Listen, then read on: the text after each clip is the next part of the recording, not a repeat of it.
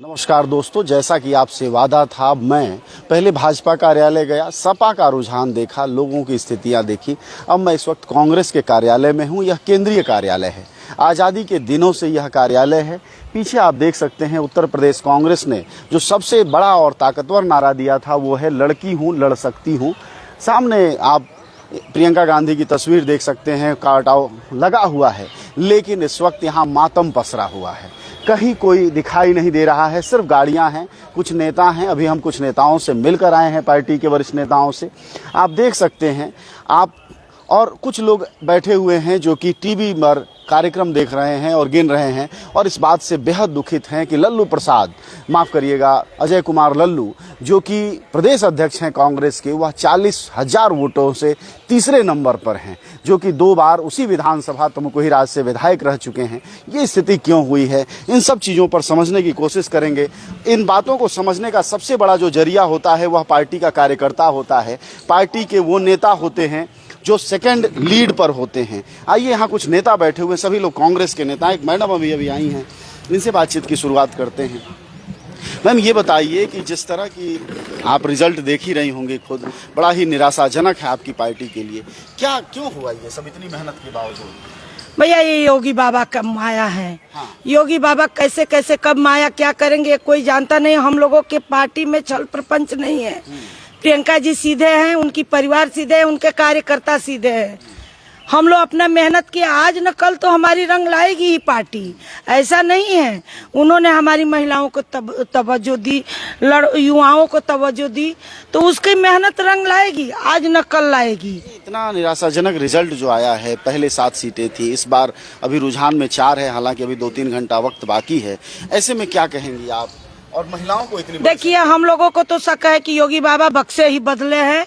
हम महिलाओं की ये सोचे हैं, और उनकी माया, वो कुछ भी कर सकते हैं। बाकी हम क्या कर सकते हैं। दुखी तो हम भी हूँ कि इतना कम रिजल्ट नहीं आना चाहिए, पर ठीक है। एक महिला मेरी मोना दीदी ने झंडा गाड़ा है, तो वही इंदिरा है, वही प्रियंका है, वही सब कुछ, हम सब महिला है। एक में 8 देवियां वास करती है। महिषासुर ने कहा कि 8 महिलाओं पे घमंड करती हो, कही रे मूर्ख, मेरे में ही 8 निकलती हैं, ये मैं ही हूँ। ये सब तो धर्म कर्म की बातें हुई। असली बात ये है कि आप लोग 403 सीटों पर चुनाव लड़ी, 160 महिलाएं लड़ी, लेकिन जो असर दिखना चाहिए था नहीं दिख रहा। इसमें पार्टी की कमजोरी आप आज भी भैया जी आप देख रहे हैं कि बुलडोजर इस पे लगा के ये लोग जश्न मना रहे हैं। ये क्या है? ये दिखाना है कि हमारे अंदर रोब है, हम इसी तरह जीतेंगे। ऐसे नहीं जीतेंगे, प्रेम से जीत पाएंगे। 1 बार 2 बार आप जनता को मूर्ख बना लेंगे, ठीक है। यदि आप सही से समाज में आएंगे तो समाज आपको और आगे ले जाएगी, वरना आप 5 साल नहीं चला पाएंगे। और रही बात, 70 साल के हो गए जोगी मोदी बाबा, जिस दिन ये 5 साल ये पार करते बिखरेंगे, उस दिन भाजपा को कोई पाएगा नहीं, फिर कांग्रेस से चलाएगी, दूसरा नहीं भाजपा में चला पाएगा। भैया, इतनी मेहनत की आपकी पार्टी के नेता ने। चलिए कुछ और लोगों से समझते हैं। भाई साहब, ये बताइएगा कि जो रिजल्ट आया है उसको लेकर आपका क्या कहना है? भाई, उत्तर प्रदेश में हम लोगों ने संघर्ष किया पूरे 5 साल।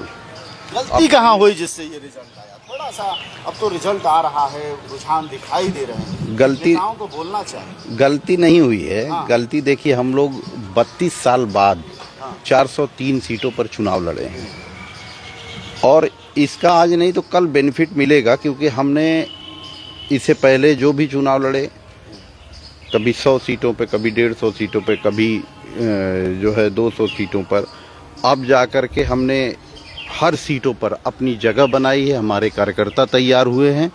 आप इसका रिजल्ट लोकसभा में देखेंगे। चलिए, ये सामने आप देख सकते हैं, विशाल मैदान है, खाली पड़ा हुआ है।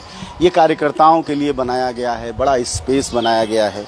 लेकिन पार्टी की स्थिति देखी जा सकती है कि उत्तर प्रदेश में कार्यकर्ता स्तर पर भी कैसी है। कुछ न कुछ गलती कहीं न कहीं से तो हो ही रही होगी। हालांकि नेता लोग हैं, बोलते नहीं हैं, पार्टियों में बचते हैं। आप क्या कहते हैं सर, क्या स्थिति क्यों हुई ऐसा? ये बहुसंख्यक और अल्पसंख्यक की लड़ाई है। बहुसंख्यक जो है उसने अपनी ताकत का मुजाहरा किया और अल्पसंख्यक को हरा दिया। हमारी नेता प्रियंका गांधी जी ने इसका बीच का रास्ता अपना करके उन्होंने 40% सीट महिलाओं को देने की बात कही है, क्योंकि महिलाओं की कहीं पे गिनती हुआ नहीं करती थी। प्रियंका जी जब महामंत्री उत्तर प्रदेश प्रभारी हुई तो उन्होंने महिलाओं के शान बान के लिए 40% सीट दी, और दी ही नहीं, कर दिखाया। अब उसमें बात ये हुई कि वही कि बहुसंख्यक जीत गया, अल्पसंख्यक हार गया। महिलाओं को लड़ाने की रणनीति गलत नहीं थी, क्योंकि तैयारी थी नहीं, तुरंत दे दिया वो टिकट। अब चूंकि हमारे लीडर ने तय किया और हमने अपनाया उसको सरमौर बनाया। आप वरिष्ठ नेता हैं, अगर ये कह रहे हैं तो इस बात को जनता को दूर तक समझना चाहिए कि नेता इतना ही बोल सकता है कि नेता ने निर्णय लिया और हमने उसको इम्प्लीमेंट किया, इससे आगे क्या कहेगा कोई। भाई साहब, आपकी क्या राय है?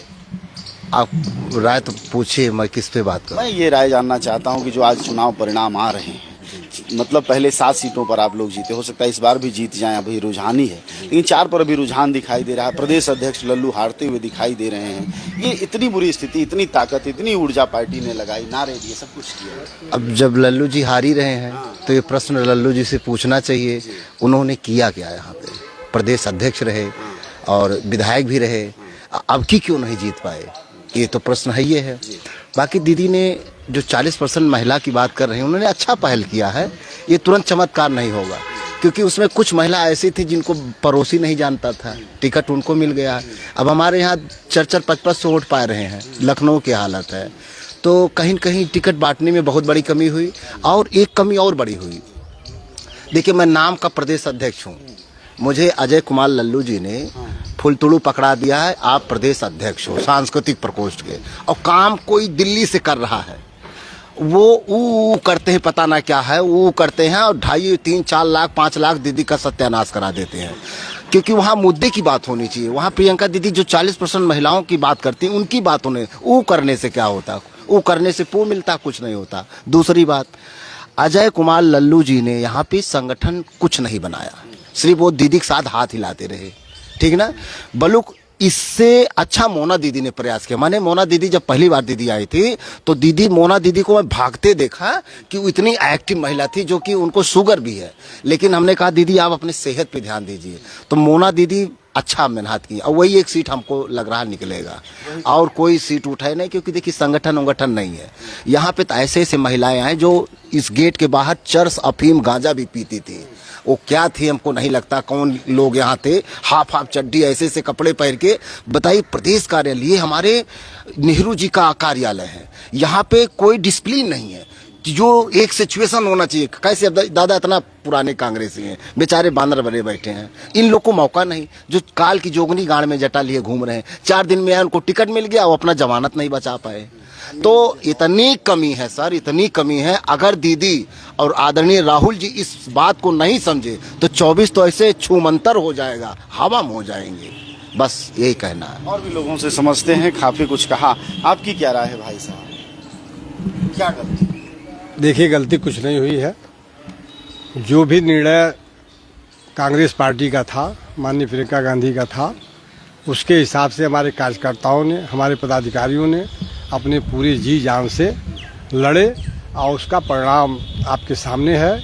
और उससे भी अच्छा परिणाम आपको आएगा कि कम से कम 403 सीटों पर पहली बार, 2007 के बाद पहली बार, 2004 के बाद पहली बार हम चुनाव लड़े हैं।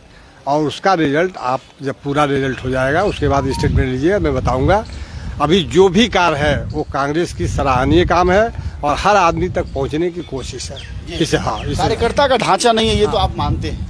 नहीं मानते हैं, लेकिन उसी ढांचा तक हम पहुंचने की कोशिश किया है, इस नाते 403 पर चुनाव लड़ा है कि हम संगठन हर जगह खड़ा करें। आप तो काफी उम्रदराज दिखते हैं, लंबा अनुभव रहा आपका, पार्टी आपने चरम भी देखा होगा, अब आप पतन भी देख रहे हैं पार्टी का। पतन हमारी पार्टी का कभी नहीं हुआ है। नहीं, ये जबरदस्ती आप अपनी बात हमें न डालिए। चलिए, मतलब थोड़ा अर्श से फर्श पर। हमारी पार्टी कभी पतन, हमारी पार्टी सिद्धांतों पे चलती है, जातिवाद या धर्मवाद पे हमारी पार्टी नहीं चलती। सबको साथ लेके चलना पड़ता है, चलती है तो दिक्कतें आएंगी। पार्टियां जाति देख के ही वोट दे, वो नहीं, हमारे में ऐसा कुछ नहीं रहा। आप देखिए, जहाँ बाहुल्य किसी और जात का है, वहाँ पार्टी ने किसी और जात को टिकट दिया है, और जीते भी हैं।